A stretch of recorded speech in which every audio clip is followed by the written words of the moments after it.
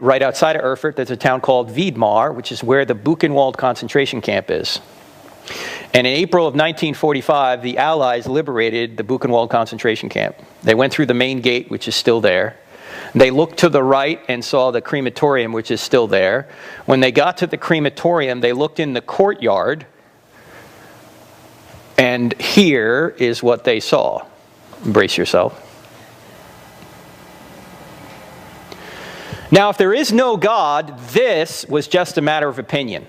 This is just your opinion against Hitler's opinion. Hitler thought this was good. You think it's wrong. There's no standard beyond us. It's all a matter of opinion. Everybody in this room, in their heart, knows that this to be a properly basic moral belief. That's what philosophers call this, that such behavior like this is objectively morally wrong. If that's the case, there's got to be a source for this that grounds objective morality. By the way, the American Allied leader, was so incensed at this that he went out into the local town of Wiedmar and he ordered every civilian in the town to come in and see what was going on right under their noses. And if you go there today, you will see a plaque on the smokestack near the crematorium that points out that the ovens were installed in this camp by a local company in 1942. Now, Buchenwald was not even an extermination camp. That's what Auschwitz was. This was a concentration camp, which meant they did experiments on people there. We were there in December. It was brutally cold, blizzard conditions. And what the Nazis would do is they would take people outside. First of all, they're starving. They don't give hardly any food. They take them outside, strip them naked, pour ice water on them, and leave them overnight to see how long they could last. Joseph Mengele was there. He did experiments on even children. And if there is no God, that's just a matter of opinion. Now, in fact, how do you know who's right and who's wrong here? Is it Mother Teresa or Hitler? Well, let me ask you the question, how do you know which map of Scotland is better? Is it map A or map B? Well, what would you need to see in order to make an assessment here? What would you need to see? You'd need to see a real unchanging place called Scotland, right? In order to determine or discover which one of these maps is better. If Scotland doesn't exist, these two maps are meaningless.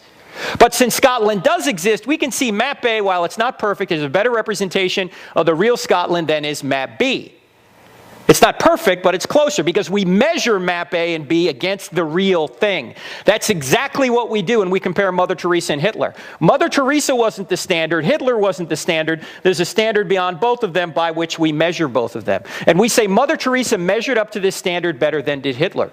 If the standard doesn't exist, then there's no way to draw any objective difference between Mother Teresa and Hitler. It's just your opinion. But we know there is an objective difference. What do we mean by objective? It's in the object, God's nature. It's not just in us, the subject, it's in the object. That's one reason God can't change. If he changes, he's not the standard of morality anymore. There's got to be something beyond him that's unchanging. He's the unchanging standard of morality. Now, when I go to college campuses, I always use this slide. Because in college campuses, you got to point out directly the implications to say that there is no objective morality, or of saying there is no objective morality. So the first thing I always point out is, if there is no objective morality, the Nazis were not wrong. At Michigan State a couple of years ago during the Q&A, there were a couple of atheists sitting over here, and we got discussing this issue, and I asked one of the atheists, I said, okay, what's your standard of morality? How do you know, or how do you discover what's right and what's wrong? What's your standard for it? And he said, whatever the majority decides is morally right. You can see where I'm going with this already, right? I said to him, are you telling me that if you lived in Nazi Germany and you decided to murder Jews, that murdering Jews was all right? Morally right? And he blushed, he paused, his upper lip quivered a little bit, and he went, yes. And his atheist buddy sitting right next to him went, no! The kid knew in his heart the answer was no, but in order to be consistent with his atheism, he had to say yes. Now, after somebody says that the Holocaust was just a matter of opinion, or the majority just gets to decide, what do you say? You just say, well, you can say that, you're an idiot. Or you can just say, next question. Love is no better than rape in any objective sense. Freedom's no better than slavery if there is no objective morality. Tolerance is no better than intolerance. If there's anything sacrosanct for a liberal, it's tolerance. But there's no such thing as tolerance if there is no such thing as ultimate justice or ultimate good. What are you tolerating? There's just treatment. There's no mistreatment. There's just treatment. Religious crusades are not wrong. I always hear atheists saying, you religious people, you did such evil things during the crusade. What do you mean by evil? What are you talking about? What's your standard of good? If there's no God, there's no standard of good. You can't blame us for anything. Because there is no objective morality. Look, if we're just molecules in motion, which is what materialists believe, how do you get a moral law from that? I was talking, when I was the debate with Hitchens, I kept asking him, Christopher, you're a materialist. When you do something wrong, who are you offending? The carbon atom? I mean, think about it. Where do you get objective morality, a moral law, from materials? You can't. I mean, you can ask questions like this. Did Hitler just have bad molecules? What's the murder molecule? What's the composition of it? These questions make no sense. In fact, in the second debate, somebody from the audience asked Christopher Hitchens what he thought love was. And he had to define it as a chemical. I said to him, don't tell that your wife. Don't say that to your wife. The only reason I love you is because I have the right chemicals. Once those chemicals go away, I might not love you anymore. You see, there are immaterial things about reality that atheists can't deal with.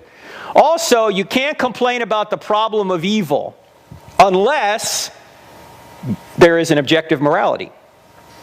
C.S. Lewis became a Christian ultimately after being an atheist for many years. And he was an atheist. Why? Because he said that there's too much injustice in the world.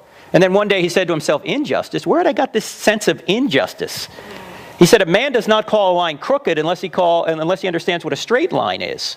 Right? There's no such thing as injustice unless you know what justice is. And there's no such thing as justice unless there's a standard outside yourself that is the standard of justice. In fact, the shadows prove the sunshine. In order to have evil, you have to have good. In order to have shadows, you have to have sunshine. Oh, you can have sunshine without shadows. You can have good without evil, but you can't have evil without good. Evil presupposes good, which is, by the way, why evil doesn't disprove God. Because there'd be no such thing as evil unless there was a standard of good, and there'd be no such thing as a standard of good unless God existed. So evil may prove there's a devil out there, but it doesn't disprove God. Now, let me be very clear as to what we are saying and what we're not saying. If you ever are dialoguing with people who are not Christians, they think you're saying something you're not here.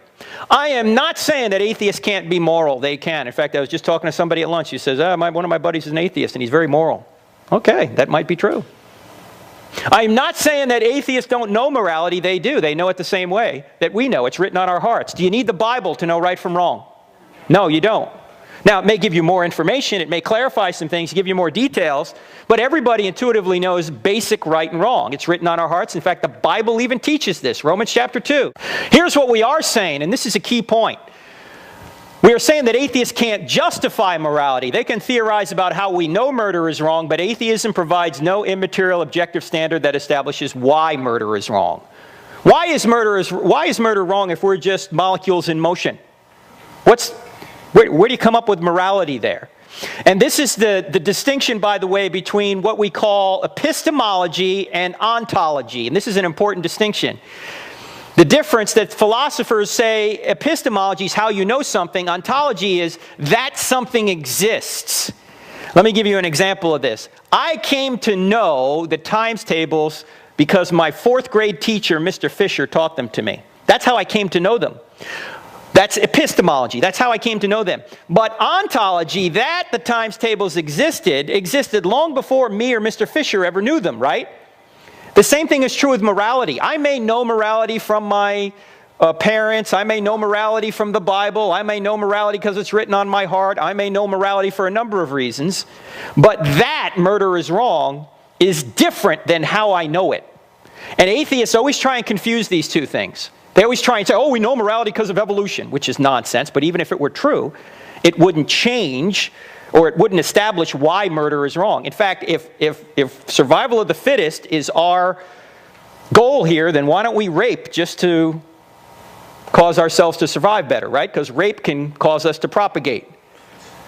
So evolution does not help them here.